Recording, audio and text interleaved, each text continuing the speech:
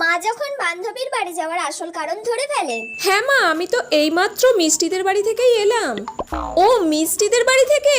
হ্যাঁ, আর জানো মিষ্টিদের বাড়িতে আমাকে কত কত মিষ্টি দিয়েছে।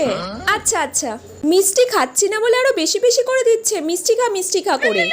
এই যে মিষ্টি ফোন করছে, দাঁড়াও একবার বলে দিই আমি বাড়ি চলে এসেছি। ও আচ্ছা আচ্ছা, হ্যালো। হ্যাঁ মিষ্টি, আমি বাড়ি চলে এসেছি, সাবধানে। হ্যাঁ হ্যাঁ ঠিক আছে। হ্যাঁ হ্যাঁ আবার যাব। ঠিক আছে, রাখছি। মিষ্টি।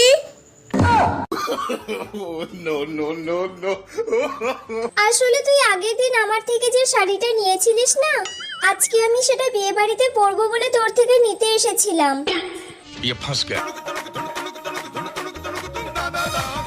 আমি কি করে জানবো এই সব ব্যাপার? আজ তোর পিঠ আমি ভাঙবই। ভাগো পাখি, তোমার নাম আমি নিয়ে নিলাম।